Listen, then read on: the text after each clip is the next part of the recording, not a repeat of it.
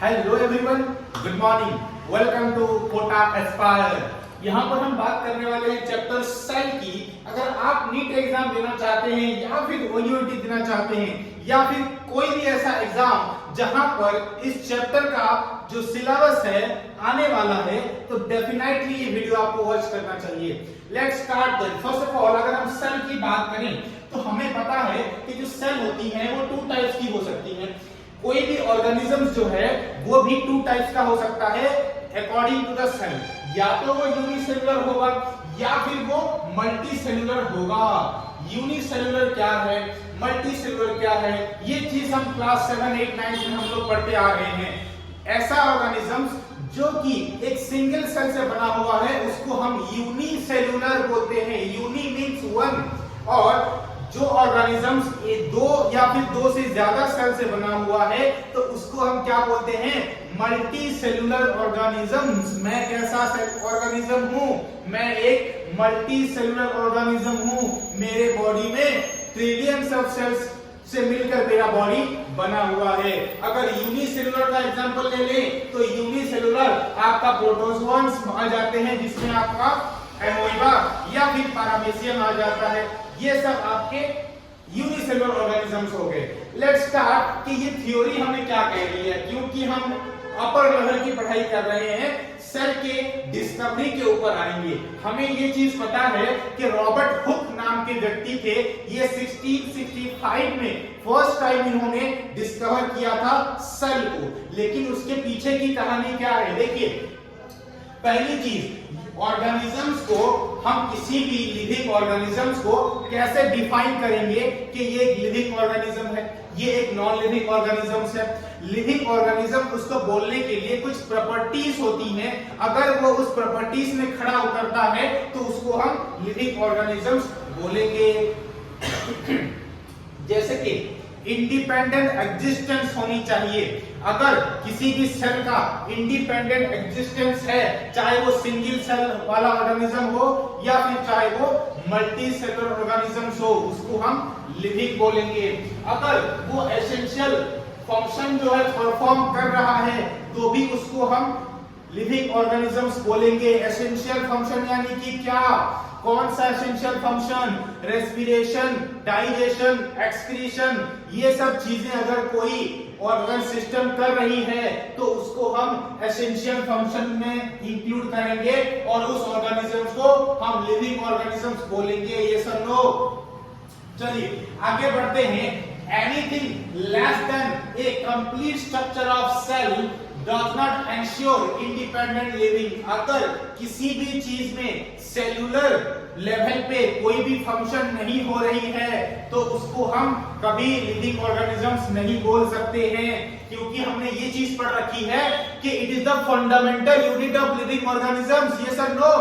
Fundamental unit of living organisms, जहां पर उसको एक स्ट्रक्चर भी मिलती है और उसको फंक्शन करने के लिए भी प्लेस मिलता है। इंडिविजुअल सेल हो या सेल मिलकर टिश्यू बने हो, ऑर्गन बना हो, ऑर्गन सिस्टम बना हो या फिर ऑर्गेनिज्म बना हुआ हो, उसको हम क्या बोलेंगे, लिविंग ऑर्गेनिजम्स बोलेंगे। अगर वो एसेंशियल फंक्शन जो है वो परफॉर्म कर रही है तो।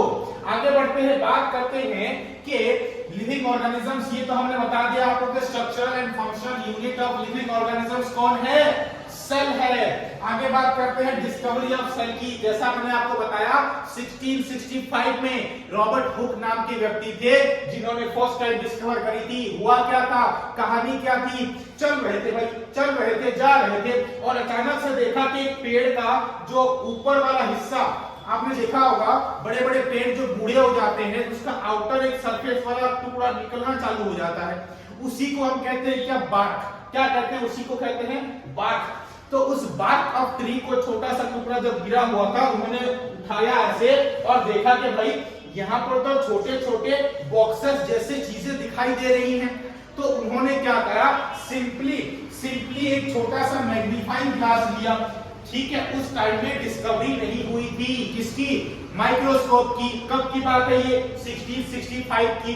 तो छोटा सा टुकड़ा जब उन्होंने देखा, छोटे से मैग्नीफाइंग ग्लास से उन्होंने जस्ट ऑब्जर्व किया क्या देखा उन्होंने? उन्होंने देखा कि ऐसे बॉक्सेस बने हुए हैं भाई, ऐसे ऐसे करके बॉक्सेस बने हुए हैं, जैसे लाइक कि हनीकॉम्ब का स्ट्रक्चर हो, हनीकॉम्ब जैसा ही स्ट्रक्चर देखने को मिल रहा है। तो उन्होंने क्या करा, उन्होंने उसका नामकरण कर दिया कि बोल दिया कि इसका नाम आज से पड़ गया सेल। सेल यानी कि क्या? सेल ये एक लैटिन वर्ड होती है और सेल का मतलब होता है स्मॉल रूम। ठीक है, लैटिन में सेल का मतलब होता है स्मॉल रूम। तो इसी तरह से सेल की डिस्कवरी होती है रॉबर्ट हुक के द्वारा 1665 में।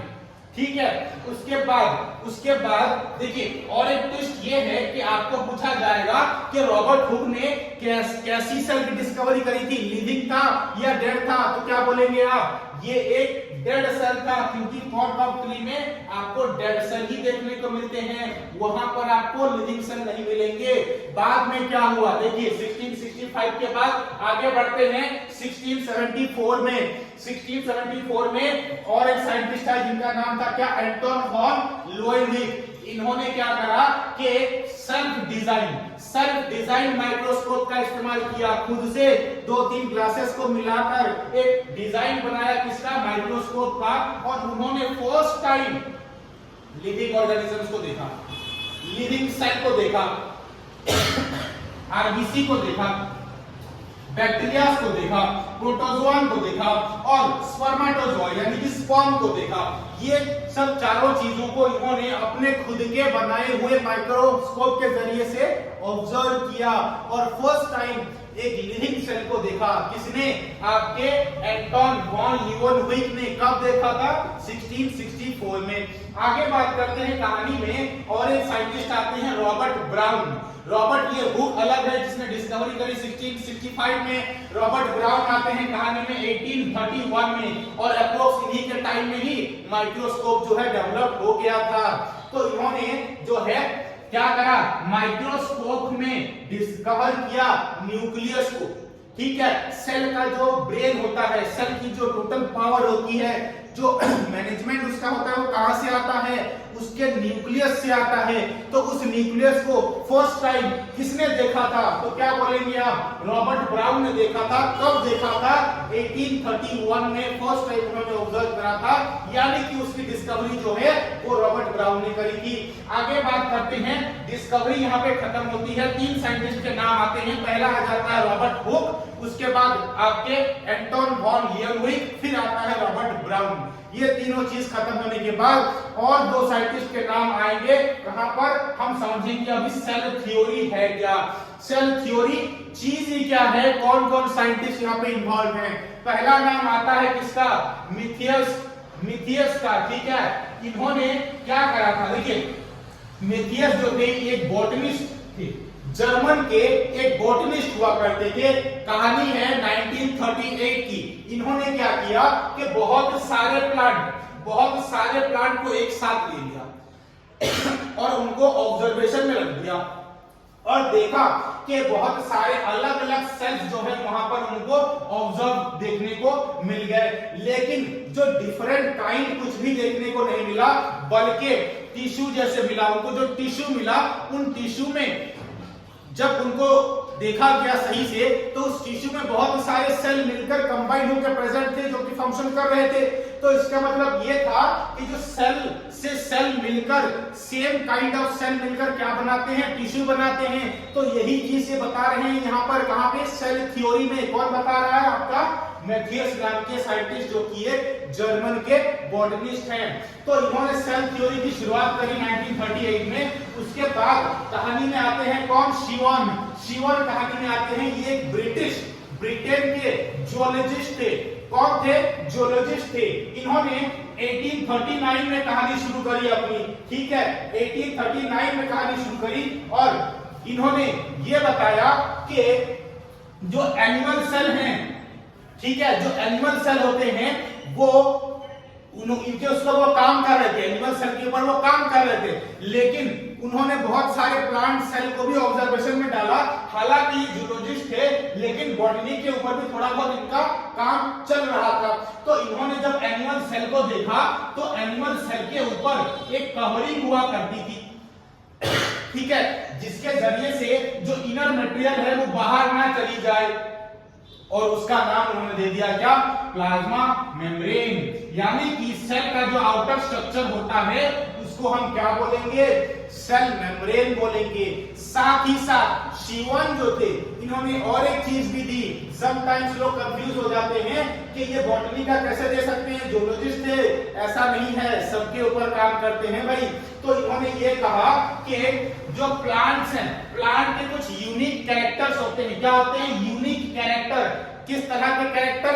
अगर किसी सेल में प्लाज्मा मेम्ब्रेन के ऊपर अगर और कोई कवरिंग है तो उसको हम सेल वॉल बोलेंगे। क्या बोलेंगे? Cell wall. और यही कैरेक्टर किसका है? यही कैरेक्टर आपका यूनिक कैरेक्टर प्लांट का है। और ये चीज किसने बताई थी? बताइए। शिवन ने बताई थी। और ये एक जूलॉजिस्ट हुआ करते थे आपके ब्रिटिश में। ठीक है। और इन्होंने एक हाइपोथेसिस भी रखी, एक हाइपोथेसिस दिया। हाइपोथेसिस यानी क्या कि जिसका कोई प्रूफ नहीं है, बस मनगढ़ंत जो है, थोड़ा सा लॉजिक लगा के अगर हम कोई थ्योरी देते हैं तो उसको हम क्या बोलते हैं? उसको बोलते हैं हाइपोथेसिस। तो इनकी हाइपोथेसिस में था क्या? इन्होंने ये बताया कि जो एनिमल्स की बॉडी होती है और प्लांट की जो बॉडी होती है वो किससे बनी हुई है? सेल से। और सेल के प्रोडक्ट से। क्या बोला मैंने? कि एनिमल्स की और प्लांट की बॉडी किससे बनी हुई है? सेल से बनी हुई है।